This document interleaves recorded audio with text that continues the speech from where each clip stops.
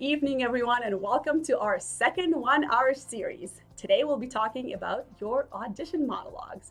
Our guest artist is Naebig. You might know him from the Acting Studio of Chicago, or you might have seen him on shows such as Prison Break, Chicago PD, and Chicago Fire.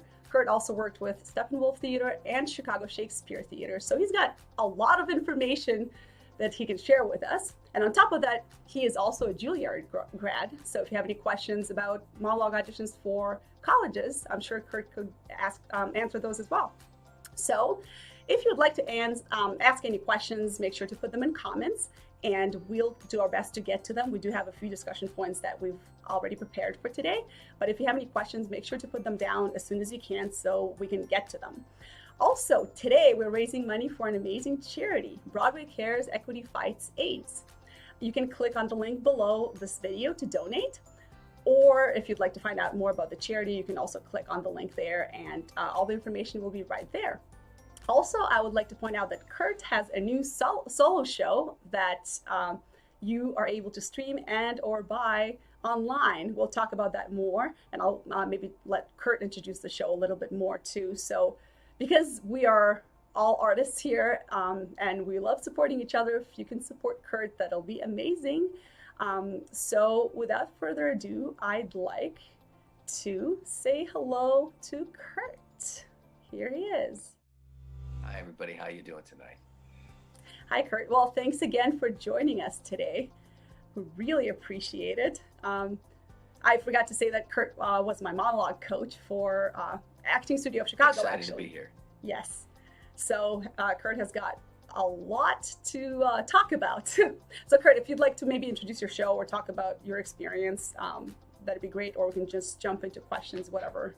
Well, I may bring up my show later on, but you know, my background, I'm not only a teacher, but I am an actor first and foremost. So I know what it's like to be out there auditioning. I know the fears, the terror of walking into a dark room with people you don't know and you can't see in order to do some material for 1 minute, 1.5 minutes, walk out of there without any feedback and wonder, is there any meaning whatsoever to life and to this career, you know? But I've also worked for casting directors, and I'm a director too, so I've been at the other side of those tables in those rooms, hoping to goodness that somebody comes in and does something that's thrilling and exciting. And so, you know, when I talk to you guys tonight, I'll probably be coming at you sometimes from the very compassionate viewpoint of what it's like to be in your shoes, and sometimes talking to you about, you know, what you got to do to make somebody who's possibly going to hire you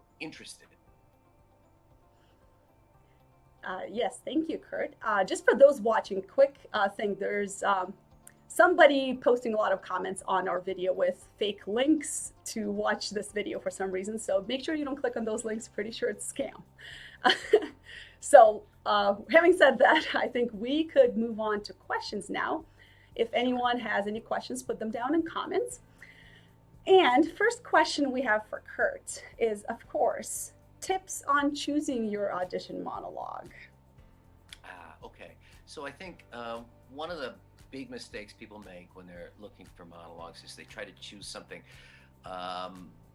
cathartic, something, a huge moment from a play where they're going to cry, they're going to scream, they're going to break down, and I think those are usually bad choices. If you do them poorly, you look insane. If you do them well, it still looks weird because we've got no context. So generally, stay away from that. You want to be looking for that kind of piece that you can do well, even on a bad day. And I think pieces that are serio-comic work really well. Meaning, if you're looking, you want to look for a piece that's got a little bit of charm. It might make us laugh. It might make us smile. But not the kind of comedy piece where if you're having a bad day, we can say, oh, this person missed laugh number 1, 2, and 4.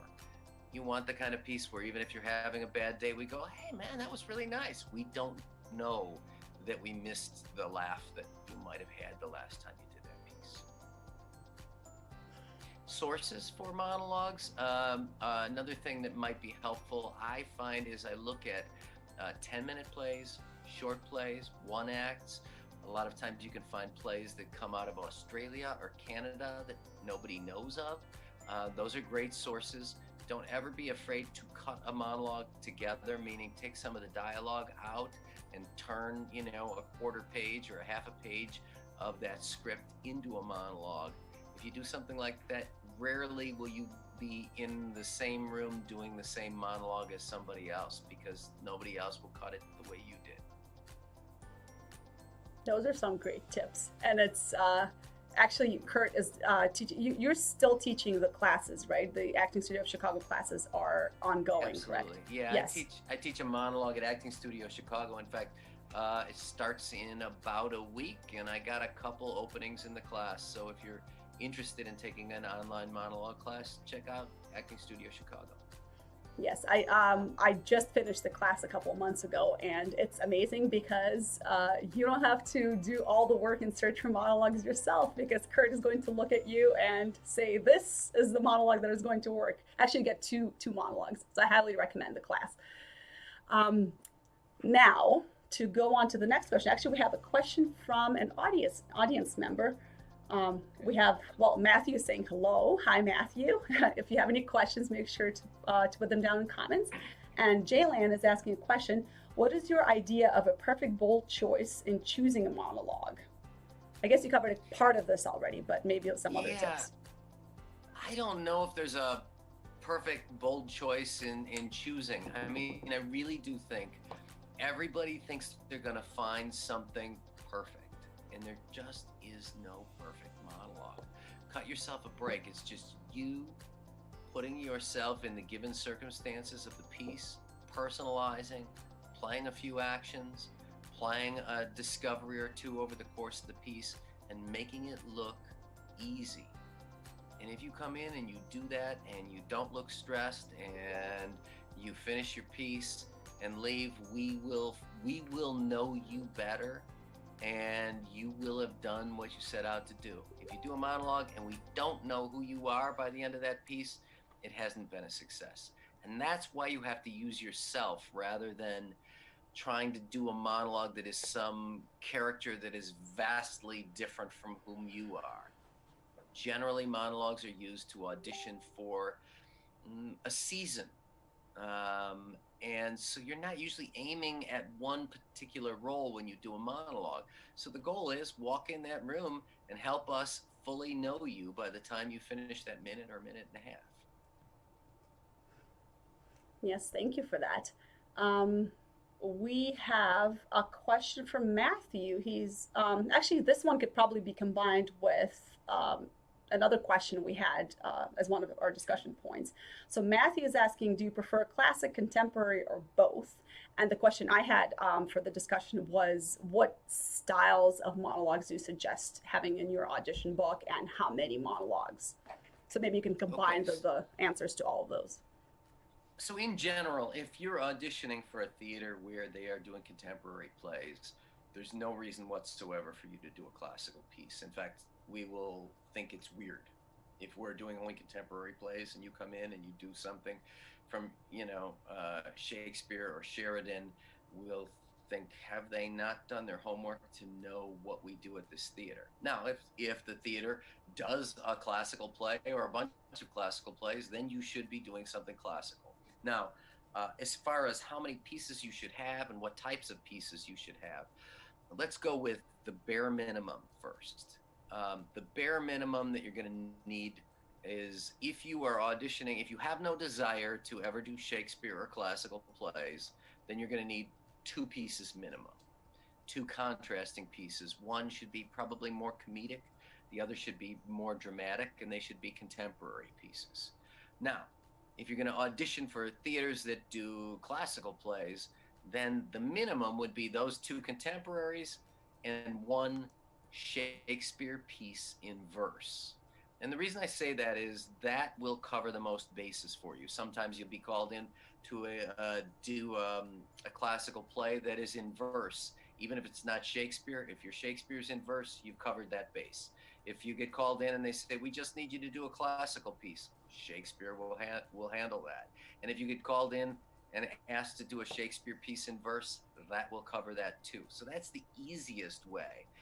As you move out from that, you may want to have, for instance, maybe a Shakespeare piece in verse and another classical writer that is not Shakespeare. Then there's different types of theaters that you may want to have a piece for. In fact, you know, if you've got special talents, Julia is a dancer, right? And one of the things we found for Julia was a piece in which it is a contemporary monologue, but it actually involves dance. And she is able to then show that off while doing a piece that's contemporary and kind of funny. So it covers a lot of ground. In Chicago, there's a theater that does a lot of physical things like trapeze work, acrobatics.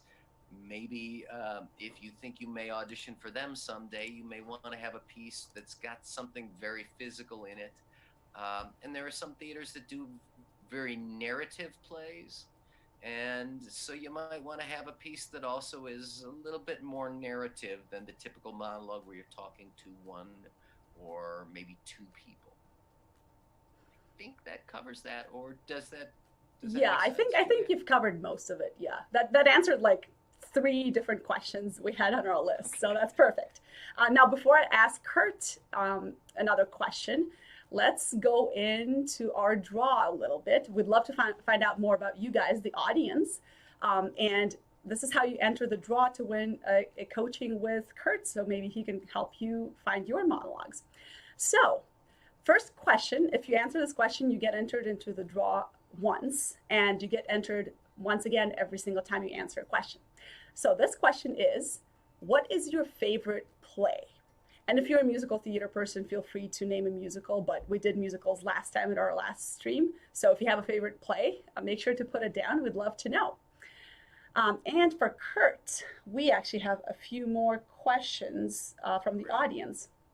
Al is asking, I found a monologue meant for a 30-ish year old. I'm 24, but I still connect to it. How far do you think it is okay to stretch regarding age of the character versus your actual age? And maybe onto that, we can also add, that was one of the discussion points, things, not just age, but also gender, or like monologues that of roles that you would probably not play in real life at this point. But if it works for you, taken out of the context, what are your thoughts on that? Okay, so in terms of 24 to 30, if the piece doesn't, if you look 24 and the piece doesn't mention the age of that person in it, you're going to be fine, right? Unless it's something that everybody knows. If it's a play where everybody knows it's for a 30-year-old and you happen to be 24 and you look a little bit younger, then no. If you're a 24-year-old who looks like a teenager and the play is about somebody who's 30 who's got 2 kids, then probably not right. I played teenagers on film until I was about 32 years old. So for me, I was still playing teen stuff or very early 20s until I got to about age 32.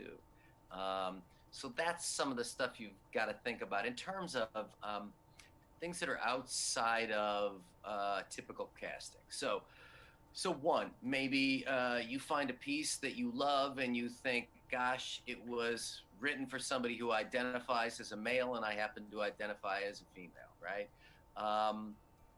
No problem doing that. However, you have to know that when you do a piece like that, somebody somewhere is going to find something wrong with that, right? You might do it very well and you might kick ass when you come in and do it. And just know that, 9 out of 10 people are going to be absolutely fine with that. And somebody sometime is going to go, well, why don't they do something different? Now, if you're okay with that, go for it, right?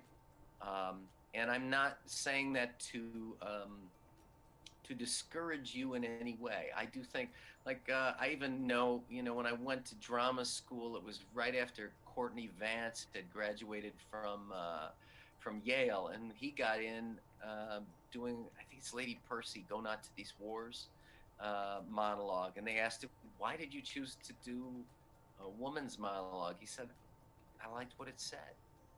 And, Courtney Vance is a great actor, and they knew it was great acting, and they brought him to Yale. So there are risks sometimes doing something different. I would advise against choosing something that is highly known.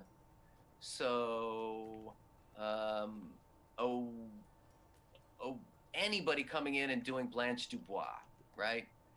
I think you got to be careful about the type of role where when you say, "Hi, I'll be playing Blanche from Streetcar Named Desire," generally there's a feeling in the room of everybody kind of pushing their chair back a couple feet and going, "Okay, let's see this," right?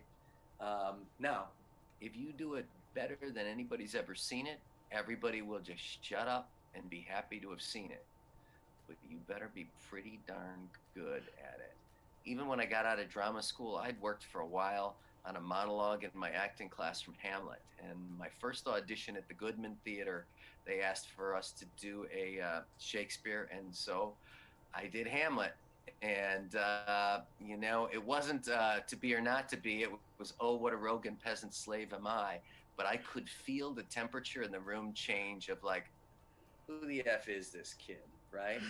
And let me be honest, I wasn't as good as I thought I was. So I didn't get a call back. But I learned something. I felt that temperature change. And I realized, I've got to choose something other than like one of the greatest plays in history that everybody knows and everybody has an opinion about. So that's my answer, I think, to that question. I don't know if that digs deep enough, but I think, yeah, you've definitely answered it. Now, I've been busy doing entries for our draw. A lot of people have commented a lot of interesting plays here. Kurt, if you're interested, you can read the comments later. There's a bunch of people with a bunch of different plays. A couple of them I have actually never heard of. So thanks, guys, for introducing me to those. I'll check them out. Once again, before we ask Kurt the next question, here's the question for the audience. Another chance to be entered into the draw. Now that we have discussed plays, what is your favorite role or a dream role to play? Or if there's a role that you've already played in a show, what is that role? So make sure to comment, and you can also mention that this is for the draw, just so we know. And don't forget, if you're able to donate to Broadway Cares Equity Fights AIDS, the donation link is below in this video, so don't forget to donate if you can. And next question for Kurt. I believe we had a couple more people. So Hugh asked a similar question to what you just answered. So I believe Hugh let us know, but I think Kurt covered the answer to your question as well about choosing monologues. Hugh asked how close to your own age should the piece be. So I think you covered that. Now Hannah is asking, what if you're self-taping a monologue and you've done several takes, but the one that you think is the best one has some weird sounds happening in the background outside of your control, or your lighting was off? Would you say it's unusable? Well, that's going to be on a case-by-case basis, I mean, if I hear in the middle of the piece, I hear bang, bang, bang, somebody's hammering something for a second or two, fine. I wouldn't worry about it. If you got a great take, use that. But if it's something that's going on incessantly throughout the piece, it's going to upstage you whether you want to or not. We've got very little information in this little box that we're looking at. And anything else, it'd be like if a bird flew past me right now. Even though I'm talking to you, all you would be thinking about is, where'd that freaking bird come from, right? And please explain. And that's what they're going to feel if there's some crazy sound that goes on incessantly. As for lighting, you don't have to have perfect lighting, but if there's a lot of shadow, if it looks bad, you probably don't want to send it. And if you were able to get your take looking pretty good one time, probably you can make it look pretty good doing it again. So I guess I'm just saying I can't call it unless I see it. That's a very hard one for me to give a definitive answer to. Yeah, and Hannah, I know exactly what you mean. Now that we're all virtual, sometimes you're like, oh my God, the acting is so good, but why did like somebody outside have to use their chainsaw like right in the middle of my monologue? It's just so annoying. So I can definitely relate. Um, Now, another question. Let's see. We've got quite a few questions from the audience, so keep them coming, you guys. I think we're covering a lot of the things we had actually on the list to discuss today.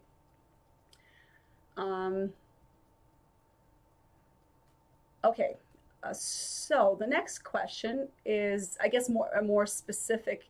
You did touch upon a similar thing, but this is very specific to, I guess, the style of the monologue. There's a lot of, I guess, talk in some acting classes or like in the industry in general about the monologues being active versus like storytelling. So what are your thoughts on that?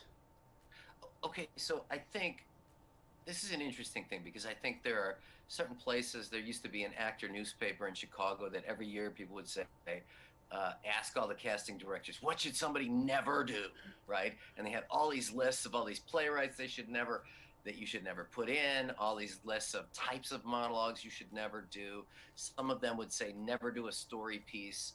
My feeling is, in general, a piece that isn't a story will probably be more active. Meaning, I say to you, I think I'm going to go to the store. What do you think? Well, wait a minute. Why are you coming at me like that? All right, honey, here's the deal, right? So that it feels like there's some back and forth between me and my partner. That can be more active and interesting. However, a story piece can still be very strong if you pay attention to, one, who you're speaking to and why, and two, what are my verbs, actions, or tactics throughout. So even though I think a lot of times people tell a story and they think the story's enough, I'll see some images and everything will be great. No, you should still, even though you're telling a story, joke with your partner or reason with your partner or lay it on the line. You're playing actions throughout everything that you do. If you go into a room to do a monologue and you don't know what actions you're playing in that monologue, what you're essentially doing is saying, hope this goes well. And I got to tell you, when I started out acting, I came into a lot of monologue auditions. I had these monologues, I called them to myself 50-50 pieces, which meant 50% of the time I'd go in and I'd kick some ass and I'd walk out feeling great. And 50% of the time I'd get 2 lines in and I'd go, oops, not my day. Wish I didn't take the day off of work. And I didn't know why.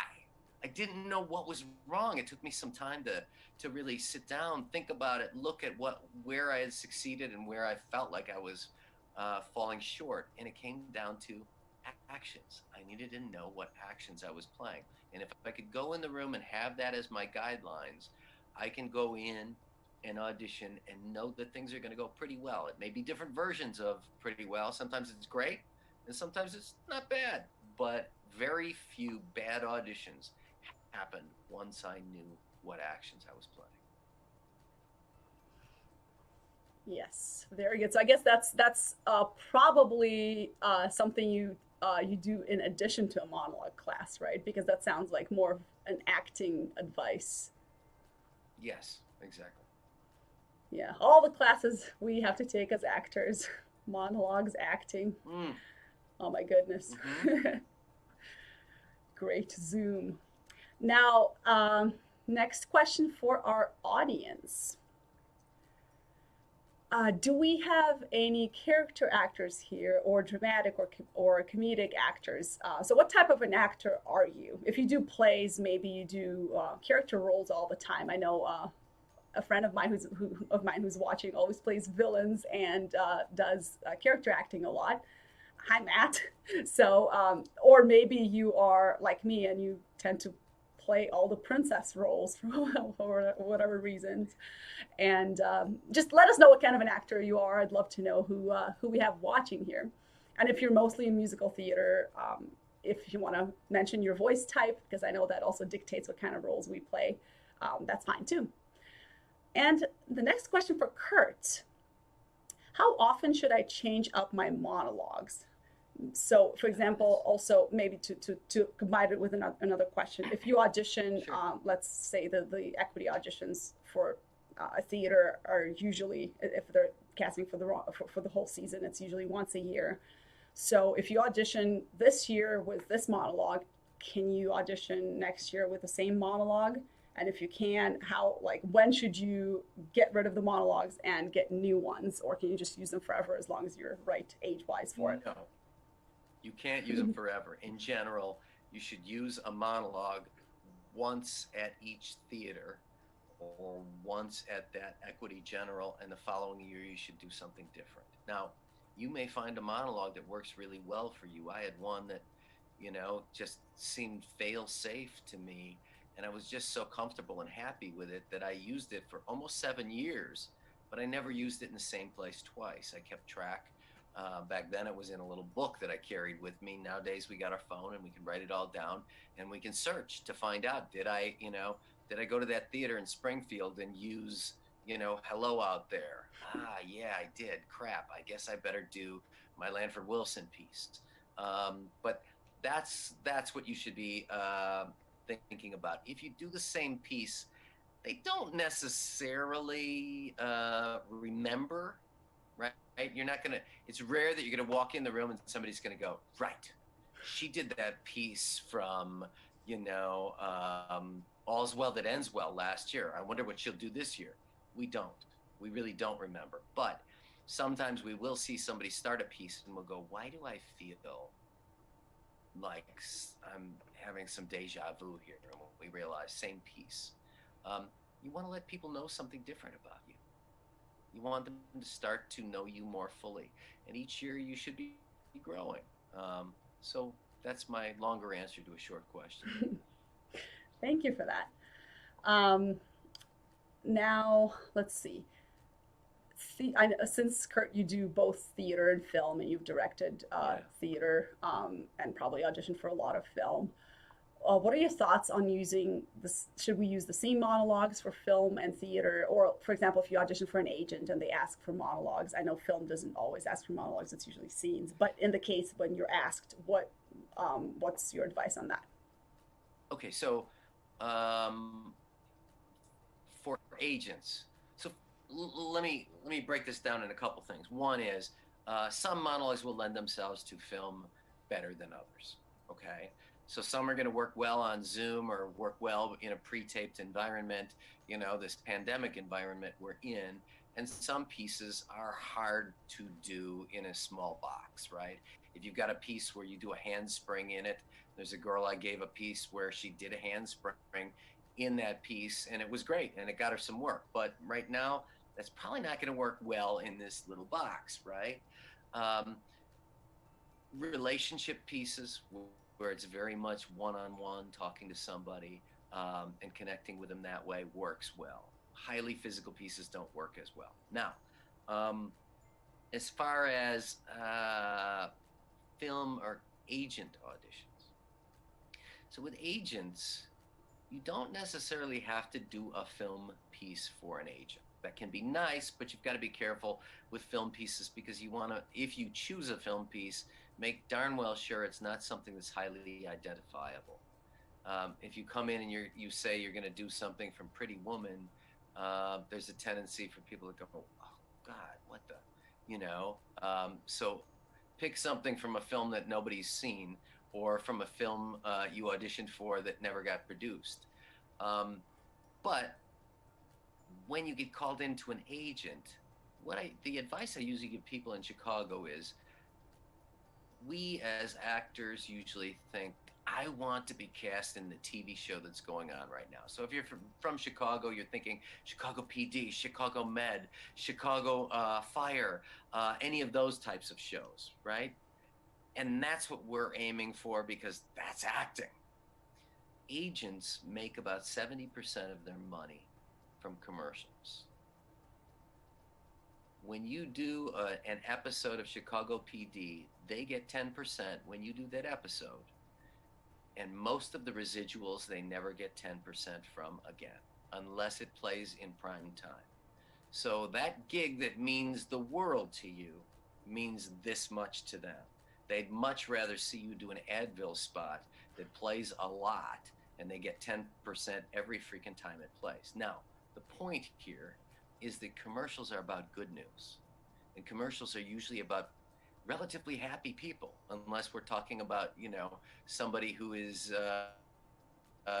taking an antidepressant. But even then, in those commercials, they show that person before and after.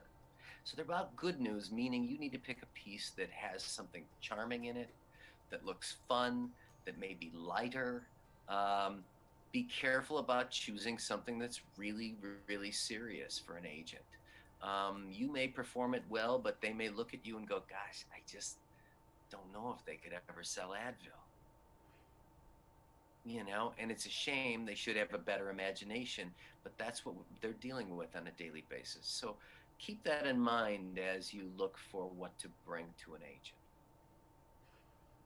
Thank you. That was actually really informative. We had one comment. Robert is saying this is extremely informative, and I agree. Thank you for that. Well, good. I'm hoping. Yes, because the agencies sometimes, when I had to audition for my agent, they said do a monologue. So I was like, wait, do I do like the same one I used for theater? What do I do? So I just did the same one I used for theater, but keep it easy and keep it short. If you're going in for an agent, you're probably better off doing 1 minute of material. Nowadays, they're usually asking for a minute to a minute and a half, but with an agent, keep it short. Mm-hmm. Thank you. Now, another question for the audience before I forget. Now, we all know in theater we do a lot of quick changes sometimes. So, what was the quickest change you have had to do? How long was it? And if you want to mention the show, do that. My quickest change was probably when I played Mary Poppins, and her scene change from the regular dress into her Jolly Holiday dress. That I had like 3 people helping me change, and that I had like maybe 40 seconds to a minute. They slowed down the music a lot for me to have time to change. But I've heard some stories of people having quick changes that are quicker than that. So if anybody else had a quick change you want to share with us, let us know. I'd love to know. And I wish I'd seen you do Mary Poppins. Yeah, this was a couple of years ago. This was like two or 3 years before I met you. Otherwise I would have probably gotten you a ticket. It was a fun show to do. Now, let's see. Okay, so Kurt, I guess this is also mostly I guess this happens in theater too. If they ask you to do a cold read for a scene or a monologue. So no, we're talking specifically about monologues. So maybe monologues to say you audition for a specific character, but they're like, actually, do you mind reading for this other character? Or maybe they have like another show in mind that they want you for, and you don't know that show or didn't research the character. You don't know the monologue. So it's pretty much a cold read. You have no idea what's going on in the scene. What are your tips on approaching that to do your best? Okay, well, first off, if somebody asks you to do that, the first thing you want to say, just so that you get some time with this, is it okay if I step out of the room and take a look at this for a while and come on back in and do it for you? Now, hopefully, they're going to say yes. Occasionally, people do not. But if they say yes, take the time, get out of the room, do whatever fast homework you can, but probably you're better off not to get on your phone and start looking things up. If you're going back in that room in a couple of minutes, you want to be thinking about, what is my relationship? What do I want from this person? What are some actions I can play over the course of this monologue? Oftentimes it is less important that you get this thing right than that you personalize and play something. And if we see you play 3, 4, 5 actions over the course of that monologue, we may see one of those actions as something that looks like what we might need in this particular film, right? And that gives us the option then, when you come back in, to go, I really didn't like what you were doing at the beginning, but near the end, it looked like you were trying to intimidate this person. And then it looked like you were just gleefully messing with their head. I love that. Can you do more of that in the piece? So that's kind of the fastest way to do it. Now, if somebody says to you, no, you can't leave the room, even though you think, well, now you're an asshole to me, because that's how I feel when somebody says you can't leave. keep that smile on your face, and don't be afraid to ask, well, what can you tell me anything about the relationship or the situation that's going on right now in the piece? And hopefully they're going to give you some information that will be helpful for you when you begin to kind of improvise your way through this. I actually had, when I was auditioning for Juilliard, I tried that. I said, can I leave the room? Nope. I said, can you give me a little bit of information about this piece? Some background? They said, nope. And I remember thinking, you guys are assholes. And then I remembered what my teacher had said to me. She said, if you got nothing, if you're sitting there, you don't know what to play, humor them. And what she meant was make sure that whatever you do, you bring a sense of humor to it. And that particular monologue they had given me was pages from Franz Kafka's diaries. And I barely had a chance to even read 4 sentences ahead, but I tried to have a sense of humor. And I remember it being something like, this morning I woke up, got out of bed, and thought, I think I just should end it all. And then I got to the edge of the windowsill, and I looked down and thought, wow, that's a long way down. And I remember doing it with a sense of humor and thinking, Jane was right. This works. And somehow bringing a sense of humor to something that's serious worked really well. So there's different things you can do along the way to kind of help yourself when you're in those situations. Finally, remember, above all, breathe. Even if you're scared, even if you're nervous, breathe. Because if you breathe, you start to center yourself and you're able to come back to who you are rather than the crazy person who wants a role and is willing to do anything at this moment and looks like a nut, which is kind of how I looked when I would start to push in a room when I was nervous. Oh, the nerves. We've all Yes. been there. We've all been there. I personally, it took me a lot of auditions to just stop being nervous. I used to, for musical theater auditions, I used to not be able to breathe. And as you know, breathing is important for singing. So I It just helps. I just went to like every single audition I could to just practice that. I think that's super important what you're talking about there, that the more you audition, the better you're going to get. And so a lot of times I'll tell my students, even audition for plays that you don't think you want. It's okay, in my opinion, and somebody out there is probably going to sound offended when I say this, but it's okay, in my opinion, if you go to the first call, even if you don't intend to take the role. Don't take a call back if you think, I don't want their freaking role, I don't want to be in this play. But get out there, especially early in your career, audition in as many places as you can. And you have to remember that you're auditioning not for this role, but you're auditioning for a career in the theater or a career in film. That this audition may not get you what you want now, but that person that you impress today may be the one who recommends you to somebody else tomorrow and gets you in a room that you never thought you were going to get in. And that's how this industry works. It doesn't feel like it's happening for a while. Those of you who are new at it, it feels like it's taking forever. When are my dues? When am I done paying my dues? Well, you don't decide when your dues are paid. But if you keep working and you keep trying and you keep showing up, people start to notice.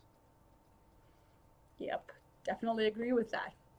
Um, a few comments on quick changes. Oh my gosh, you guys, I'm reading some of these quick change comments, and that's crazy. Some people had like 10-second quick changes. Oh, Um, God. oh, and Laurel mentioned, speaking of commercials, am I the only one who's happy for Jake from State Farm, who elevated from the punchline to getting a highlighted ongoing role? I mean, that stuff happens sometimes too. Yep. Yep. It's And like, I know of people who've gone on as extras and gotten sizable roles, or people who went on and suddenly, it rolls out into multiple commercials. I used to do a lot of voiceover, and I've walked in a room to do one and come out with a campaign. You know, that's a nice thing. It can change your year. oh yeah, suddenly booking a national commercial. Don't have to work for the rest of the year. Perfect. Great. Um, oh, Al is saying a quick change to a wedding gown and veil. Wow, I can relate to that one too, Al. When I played Cosette and Les Mis, I had to change into a wedding gown and the veil, and it like almost every single show would get stuck on like everything. I think we eventually ripped the veil at some point. It's like wedding gowns are the worst when you have to do a quick change. Um, Now let's see. Let's ask another question to our audience because I'm loving these answers. Oh, actually, this one would be a good one because the next question I have for Kurt is related to this one. Does anyone in the audience speak any languages other than English? And if so, which ones? This is for the draw. Cool. And the question for Kurt, because you know, you never know when those roles with where you have to speak other languages come along. Yep. I actually had a role in film where I had to speak French, and I got the role because you spoke it well. Yeah, yeah, I did not know that about you. That's funny to yeah. know. I love languages, so I just speak a bunch of languages. It's like a thing I do. Well, fluently just four, but did everybody hear that? She said well, just 4 languages fluently. I can't freaking believe it. well, no, what I mean is like there's like, you know, if you're able to express yourself in any topic, that then I consider that like speaking a language. Things like, for example, Italian, German. I sing opera, so those languages I'm like conversational level, so I can talk to people, but I wouldn't be able to like discuss architecture in German or something because I'm just not that great. But anyway, so for the audience, if you speak any languages other than English, let us know. That'd be really interesting to know. And we have I guess a language / accent related question from Okay. Manu. What do you think about accents? Do you think it's impossible to work in the industry if you don't have a perfect, I guess, neutral American accent? So for No. those immigrant No. actors. Here's what I think. I think things have been changing, and you have many more options than you used to. If you asked me this question 30 years ago, when I first started in the industry, I would be like, oh, geez, that's going to be really tough. Now, one of the things that is going to be most important if you have an accent or a dialect is that you get precise enough with your consonants that even with your dialect, we can understand you, right? That is the most important thing, because one of the things I find when I work with people, when English is their second language, is sometimes when they get very passionate about something, the dialect kind of ramps up and we're like, wow, this actor's really passionate and I don't know what they're saying. So that's the thing that you can really work toward. If everybody knows what you're saying and you've got a dialect, you're going to get some work. And when you get some work, it's going to be interesting. It's going to be different. There's a couple people in the Steppenwolf ensemble. One guy, Yasin Payankov, who has a Bulgarian accent, and it's pronounced. It's always been there. He works all the time. He's a great actor. So just know that it does not limit you. You're going to have to work a little bit harder than everybody else, but if you love what you're doing, get out there. Go for it. Would you say there's like specific roles? Would you be typecast in specific roles? For example, if you have, I don't know, a strong Eastern European accent, would you be typecast as like the Russian mafia all the time? Or do you think those people can also play normal roles, if you know what I mean? Well, absolutely. I think you can play normal roles. I think one of the things that happens in the film industry anyway is you will get typecast out of the gate. And in the beginning, my opinion is typecast means I'm getting cast, right? And that's what I wanted. So my niche when I first started was I grew up in kind of a tough neighborhood, and one of the ways I was able to protect myself was make people think I was crazy because I'm a little guy and I didn't have a lot of game when it came to fighting, right? But what I found was I could play crazy people on film really well, like violent crazy people. And so that's what I got hired for probably the first 7 or 8 years of my film career. yeah, my first 3 or 4 films, the joke in my family was, how's he gonna kill the guy that he kills? Right? The big variety was he killed him this way by chasing him down and battering him with his fists. This time he chased him onto the highway and he killed him by a car, right? So that's what I did for a long time. As time has gone on, things have expanded. I get more options, but honestly, as I got older, then it became cop or authority figure, but still crazy cop, crazy authority figure, right? So I've made a living. I've got a pension through SAG-AFTRA. I've made insurance for the last almost 20 years. So I've got a career. Am I famous? No. But I get enough work that I'm having fun, and and paying the bills. And that was what I wanted when I got involved in the industry. Now, that doesn't mean you don't aspire to more. I've found that I have had much more flexibility on stage. Theater directors are more likely to give us things that expand our range than film and TV, because people are lining up to do film and TV, and a lot of times they want something that looks a certain way in 1 second. So yes, and I guess is my answer. Yeah. For those of you who know improv. Yes, improv. Now, let's see, I'm just checking the comments here. We've actually got quite a few people who speak different languages. A lot of people speak Spanish. I love Spanish, it's so beautiful. Japanese, some people speak Japanese or are learning Japanese. I feel like Japanese is so hard. I have never tried learning it, but I feel like it's a language that is hard to learn if you only know things like, romance languages like English, Spanish, stuff like that. But I've always wanted to try, so maybe one day. Now, let's see. If anybody has any more questions for Kurt, make sure to put them down in comments now, because we only have about 15 minutes left of the stream. If we don't get to some questions, we can always put them into our next stream. We are going to have more guest artists, so stay tuned on announcements for the next streams at the end of this stream. So once again, put down your comments or questions if you have any right now. If not, we will move on to the next question. But first, I would love to ask this to the audience. Since last time we forgot to ask for our last stream, I'm really curious where people are watching from. So what's your primary market, and or where are you right now? I know a bunch of you are Chicago based, maybe some are New York based. Is anyone else from any other states or maybe countries? Let us know, and you'll be entered into the draw again for that. And for Kurt, you've touched on this a little bit, but any other general tips on how to do your best at the monologue part of your audition? Well, I think once you get to a point where you know what you're doing in your monologue, you know who you're talking to, what your opening discovery is, what your actions, verbs, or tactics are, where your events are in the piece, and you've got a strong ending.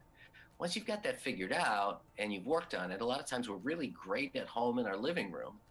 And then we show up to that audition and things fall apart for different reasons. We get nervous, we're not breathing. We walk into the lobby and we see a lot of people near us and we say, oh my God, they're all prettier than I am. Or, oh my God, they all have much bigger careers than I've ever had. And how am I going to compete? And we start to get in our own way. And so I think one of the parts of this that a lot of people don't talk about is the mind game that we need to deal with before we go in that room. What are the things we say to ourselves that get in our way, right? So if you're walking into that lobby and you're going, oh God, I've blown 3 at this casting director's office. I hope I don't blow it here today. You're already talking to yourself the wrong way. You need to be starting to catch yourself when you're saying things that may get in your way and figure out how to fix them. Meaning, I had somebody do this the other day that I was coaching privately. I said, I want you to write down 5 of the things that you say to yourself that mess you up. And then I want you to write down, what is the thing that I can say to myself or do that will remind me that I'm okay here. And I think that's important because we can be great actors, but if we can't be great actors in that moment where it most matters, we're not going to get those roles. Um, I found when I auditioned for drama schools, the first time I auditioned, I blew all three of my auditions: Juilliard, Yale, NYU. I blew them all within a couple sentences into my monologues. And the next year I went back and I spent a year thinking about it and realizing, okay, I get myself worked up and tense. I got to figure out a way past that. I need to be ready so that I can breathe, even if my breathing gets out of control. And the following year, one of the ways I did it was I was literally in the lobby doing yoga. I was in a shoulder stand when they said Kurt Naebig and called me into the room, and I stood up. I was pretty loose, caught a head rush, walked into the room, and was completely relaxed and had a much better audition and got into the school the following year.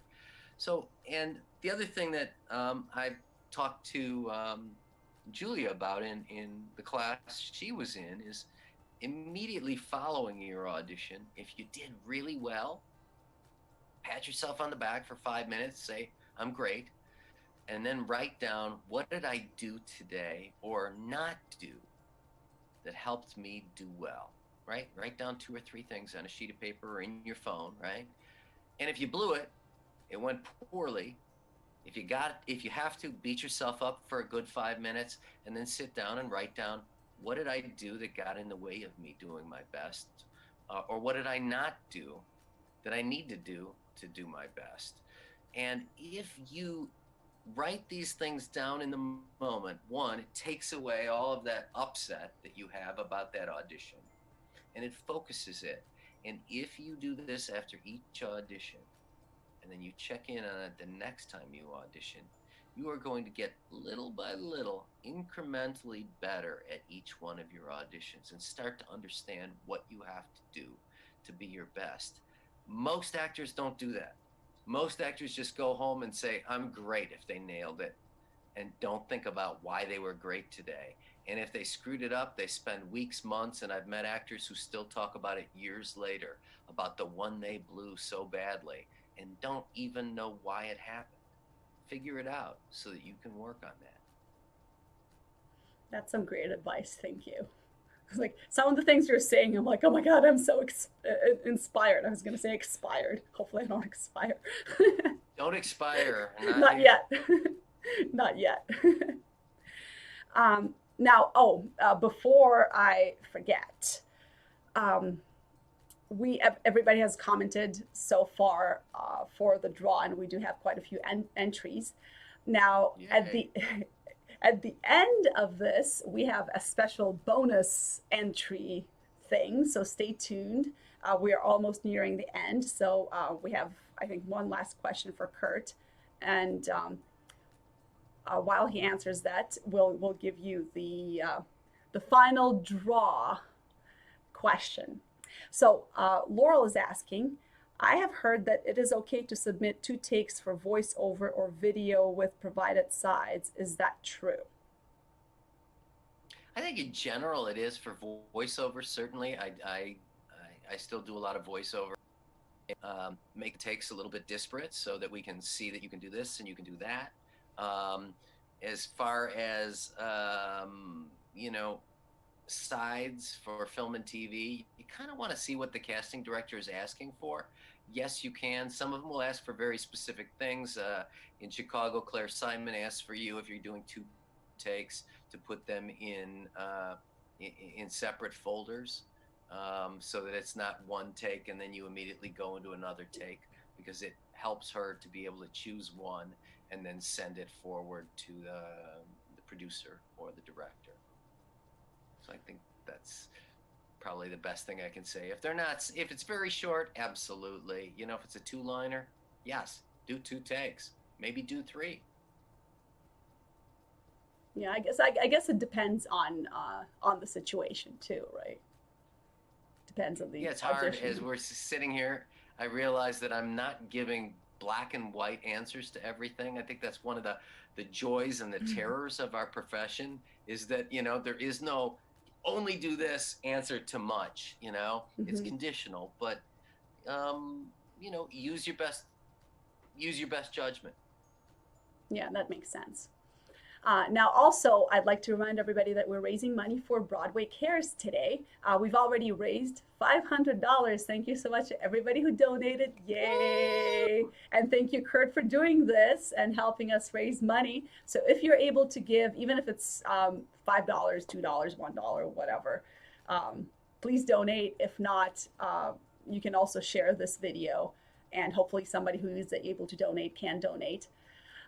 So the next draw question slash action, you can get entered into the draw a whole 3 times if you share the link to Kurt's show on your timeline. This was completely my idea because Kurt, for some reason, is very shy about his show. I watched it a couple of days ago and it was amazing. So since Kurt is helping us all out so much, I think we can all maybe take a couple of seconds to share his show and help him out as well because the show is amazing. And as actors, we gotta help each other. So I'm going to post a link in comments in a minute. And if you guys feel like sharing, go ahead and share. And if you share, just comment in the comments that you've shared and we'll add you to the draw an extra 3 times. And while you do that, I will post the link in a second. While we do that, I'll ask Kurt another question because we had another question from the audience. Folks, you can find my show at kurtnaebig.com, and I also coach privately. You can find me at kurtnaebig.com. I think it says my name, and you can figure out the spelling from what Julia's put up there. Yeah, and I'll make sure to post all the links too. If anything, you can always message this page if you want to get in touch with Kurt, have any questions for him, or would like to schedule a coaching. Just message this page or find Kurt on Facebook. He's literally tagged everywhere in my posts. But if anything, I can help you out and put you in touch with him. Now, Robert is asking, I got a question. What do you do if you get screwed over at an audition competition? I think what Rob means, because I know Rob personally, so I think what he means is, what if you did really well and then somebody else gets the role who did not do as well as you, and then you're upset over it for a couple of years. I think welcome to the business is the first thing I'll say to you. Is that it is things are subjective choices, and there's not a whole heck of a lot you can do about that. I used to compete semi-pro as a skateboarder, and I remember doing freestyle routines where I knew the difficulty of everything I was doing was much higher than everybody else, and yet I didn't win, and sometimes that's the way it rolls. One of the things to keep in mind is that everybody feels like they got screwed over at some point in time. I remind people that usually when we go in for an audition and we think, I did the best I ever did and I didn't get cast. Well, sometimes you don't get cast because you're the best. Sometimes you get cast because you look more like this. Sometimes you get cast because you remind somebody of somebody they know, or sometimes you get cast because the producer leaned on the director to choose that particular person. Sometimes you get cast because the first person was no longer available. And I think usually we tend to think when we do get cast that it's because we were the best. But I got to tell you, one of the casting directors at a big theater in Chicago told me that the best actor doesn't get cast about 60% of the time. So just know that some of the time when you've gotten a role, you weren't the best actor. So it rolls around in both directions. Nobody ever wants to go, hey, I got a role. I must have been third best, but that's sometimes what it is. And it does suck when we don't get the thing that we really wanted. But that's kind of how the industry works. Sorry. Yeah, it does hurt. Yeah.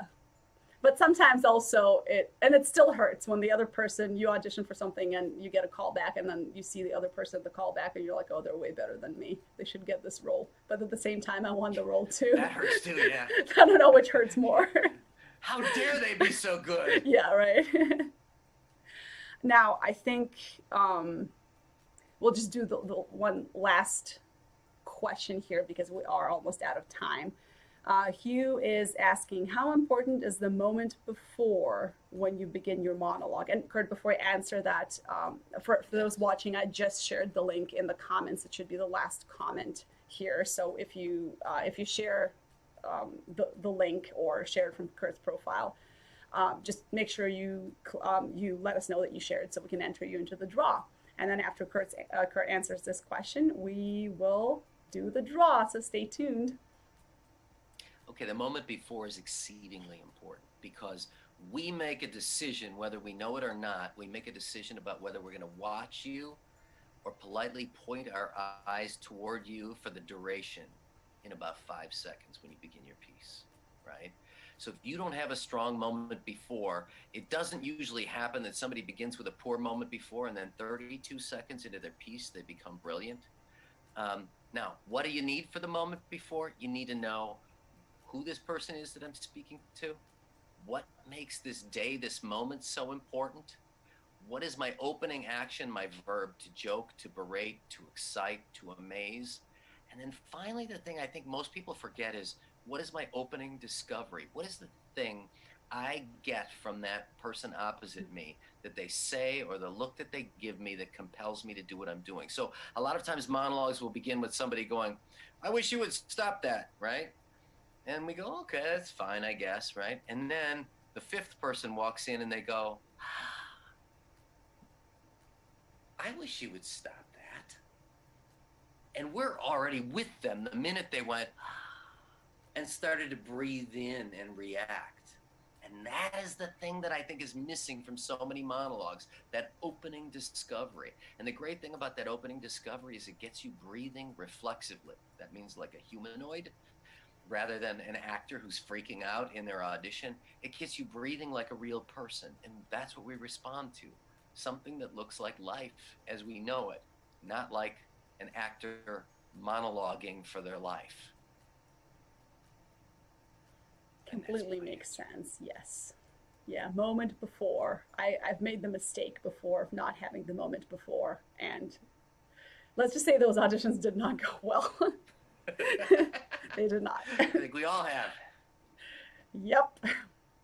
All right, everyone. So you have the final chance to share the link to Kurt's play. And if you share, make sure you comment that you've shared so we know, because we probably won't have time to go and check right away if you've shared or not.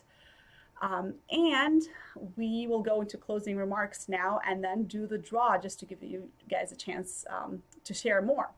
So Kurt, if there's anything else you'd like to add or anything we missed, just a quick maybe conclusion or takeaway points for people. I guess I just want to say to you guys that acting is an honorable profession, no matter what families, friends, significant others have said to you. When people make fun of what we do, just know it is an honorable profession that some of the greatest people I know are involved in.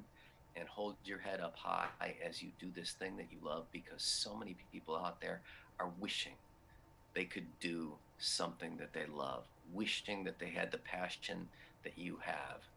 Remember that. It's tough right now, I know, because of the situation in the world, but things will get back on track and we will be going gangbusters in this business. Love you guys. I'm really glad I got to spend this time with you today. Yes, thank you everybody so much for tuning in, and thank you, Kurt, for sharing all that information. We really appreciate it. The arts and artists are hurting right now, and this was hopefully helpful to a lot of people. I know it was helpful to me, although I've taken your monologue class, I've done private coachings with you, I've taken other classes, and still there's like never a point at which you stop learning, I guess, in this industry. Yeah, So, it's a lifelong process. Yep. Now, for those watching, we're still adding adding up all the draw entries. For those watching, if you'd like to hear about new streams like this, we'll be having more free streams. In fact, next week on December 2nd, we're having a stream about acting the songs. So for all those musical theater people, this is kind of your monologue, except the singing monologue. So we'll have someone share his expertise with you on the singing audition. So make sure you either follow this page, or I've also created a group for everybody to join if you would like to hear about the new streams so you don't miss them. So I'll post the link in the comments right now so you can join it if you'd like, or just follow this page and we'll make announcements. The event for next week is already up, so you can just click attending on that so you don't forget. And we have a few more entries. Here we go. All right, so you guys just bear with me for a second. I'm going to enter a couple other people, and then I will share the link with you. And then Kurt, for you, what would you say the best way to reach you is? Because a couple of people messaged me and asked how, would you say your website, or just would Facebook be okay? My website might be the best way, kurtnaebig.com. That's KURTNAEBIG.com. There's a link to you can email me through there. That's best. Sometimes Facebook things fall through the cracks, but they never do when I get emails. Yes, and also after we end the stream, there's going to be an end screen with Kurt's contact information, as well as a link to his show if you'd like to check out his show and actually watch it. And thanks to all those who shared the show. Really, really appreciated. All we can do at this time is just support each other. Thank you. Share our virtual stuff for now, and hopefully that will become in person soon. The show was recorded March 8th, just 3 days before everything closed down. Oh wow, really? That is. Yeah. I did the same thing. I got lucky. Yeah, I did the same thing for one of my projects. We recorded a song, or actually a couple of dances and a couple of songs. I think on March 10th, and then March 14th we went into the lockdown. So it was like right before. All right, so I think we're ready for the draw.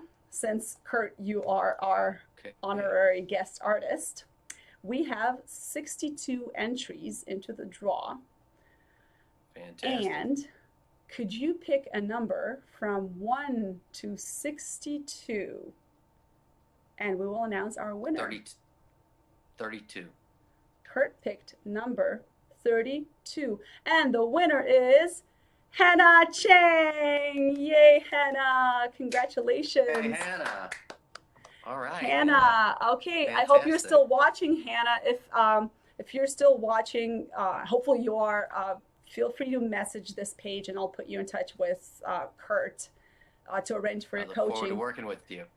Yes, and everybody else, if you would like to coach with Kurt, he is amazing. I just finished doing like 1 million monologues with him. He literally told me, Julia, you only need 2 probably for your contemporary auditions. But I was like, no, let's get like these 6 monologues. So we just finished those. Kurt found all those monologues for me, so I highly recommend coaching with him. So Hannah will wait to hear from you, and I'll put you in touch with Kurt. If anybody has any questions, feel free to message this page. If you would like to donate to Broadway Cares, the link to donation will still be in the video after it's not live anymore. Feel free to share the video. I'm sure a lot of actors would find this very useful. So if you can share it with your actor friends, please do. If you would like to join us next week, stay tuned. I'll post the link to that event in a second in comments. And I believe that is it. Thank you so much, everyone, for tuning in, and hope to see you all next week. And thank you again, Kurt, for doing this with us. Thanks, and have a good night, everyone.